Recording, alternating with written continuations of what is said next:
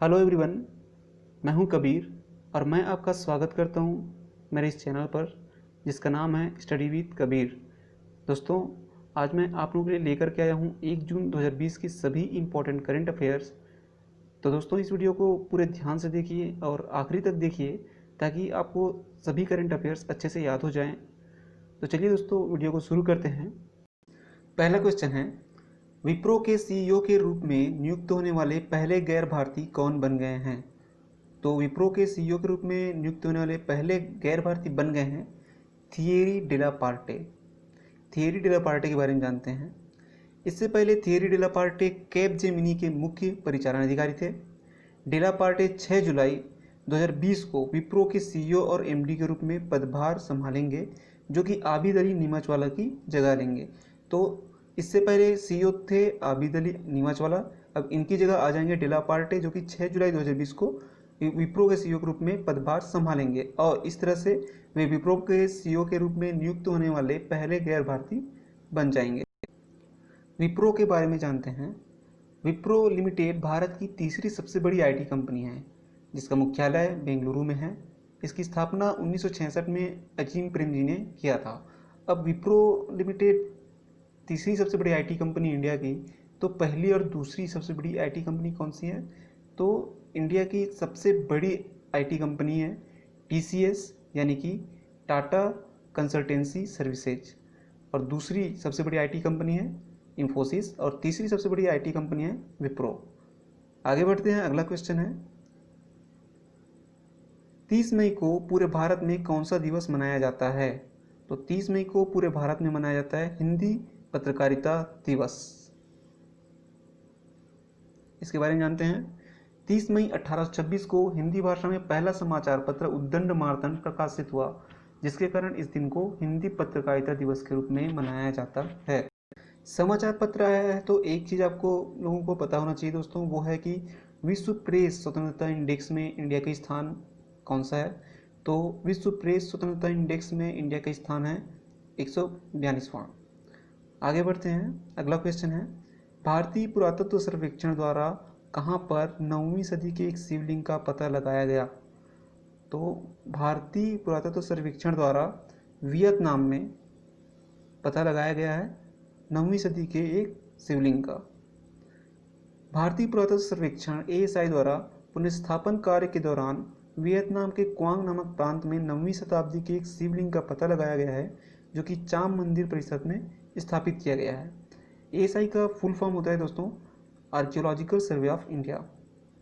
दूसरा है चाम मंदिर परिसर 9वीं शताब्दी ईस्वी में बनाया गया, जो कि यूनेस्को विश्व विरासत स्थल में शामिल है।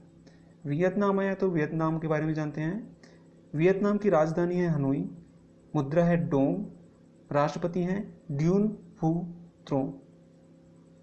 अगला क्वेश्चन है, किस राज्य के मुख्यमंत्री ने मई 2020 में रोजगार सेतु योजना शुरू करने की घोषणा की है? तो मध्य प्रदेश के मुख्यमंत्री ने 2020 में रोजगार सेतु योजना शुरू करने की घोषणा की है। आगे जानते हैं, मध्य प्रदेश के मुख्यमंत्री शिवराज सिंह चौहान ने रोजगार सेतु योजना शुरू करने की घोषणा की है। यह उन कुशल श्रमिकों के लिए सुरक्षित रोजगार में मदद करेगा जो लॉकडाउन के दौरान वापस आ गए हैं। अभी कोरोना की वजह से बहुत से मजदूर मध्य प्रदेश वापस लौट आए हैं, तो उन लोगों के रोजगार के लिए मदद करने के लिए बनाया गया है यह रोजगार सेतु योजना। मध्य प्रदेश आया तो मध्य प्रदेश के बारे में जानते हैं। मध्य प्रदेश की राजधानी है भोपाल। मध्य प्रदेश की स्थापना हुई थी 1 नवंबर 1956 में। विधानसभा सीटें हैं एमपी में 231, लोकसभा सीटें हैं 29, राज्यसभा सीटें हैं 11। मध्य प्रदेश के वर्तमान में मुख्यमंत्री हैं शिवराज सिंह चौहान, राज्यपाल हैं लालजी टंडन। बांधवगढ़ राष्ट्रीय उद्यान, संजय राष्ट्रीय उद्यान और पन्ना राष्ट्रीय उद्यान हैं मध्य प्रदेश में। चलिए मैप में देखते हैं मध्य प्रदेश को। ये है मध्य प्रदेश। मध्य प्रदेश अन्य 5 राज्यों से अपनी सीमाएं लगाता है। वो कौन कौन से राज्य हैं? वो हैं महाराष्ट्र, गुजरात, राजस्थान, उत्तर प्रदेश और छत्तीसगढ़। अगला क्वेश्चन है, 29 मई 2020 को अजीत जोगी का निधन हो गया। वे किस राज्य के प्रथम मुख्यमंत्री थे? तो अजीत जोगी छत्तीसगढ़ के पहले मुख्यमंत्री थे। इनके बारे में जानते हैं। छत्तीसगढ़ के पहले मुख्यमंत्री अजीत जोगी जी का 29 मई को 2020 को निधन हो गया। अजीत जोगी ने नवंबर 2000 से नवंबर 2003 तक छत्तीसगढ़ के पहले मुख्यमंत्री के रूप में कार्य किए। बाद में उन्होंने कांग्रेस छोड़ दी और जनता कांग्रेस नामक नई पार्टी का गठन भी किया था। छत्तीसगढ़ आया तो छत्तीसगढ़ के बारे में जानते हैं दोस्तों। छत्तीसगढ़ की राजधानी रायपुर। छत्तीसगढ़ की स्थापना हुई थी 1 नवंबर 2000 को। छत्तीसगढ़ में विधानसभा सीटें 90, लोकसभा सीटें 11 और राज्यसभा सीटें हैं 5। वर्तमान में छत्तीसगढ़ के मुख्यमंत्री हैं भूपेश बघेल, राज्यपाल हैं अनुसुईया उइके। इंद्रावती राष्ट्रीय उद्यान, गुरु घासीदास राष्ट्रीय उद्यान और कांगेर राष्ट्रीय उद्यान हैं छत्तीसगढ़ में।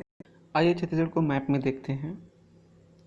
छत्तीसगढ़ 7 राज्यों से अपनी सीमाएं लगाता है। वो राज्य कौन कौन से हैं? वो राज्य हैं आंध्र प्रदेश, तेलंगाना, महाराष्ट्र, मध्य प्रदेश, उत्तर प्रदेश, झारखंड और उड़ीसा।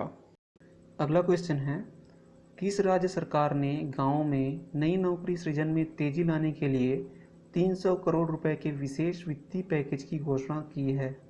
तो वो राज्य है तमिलनाडु।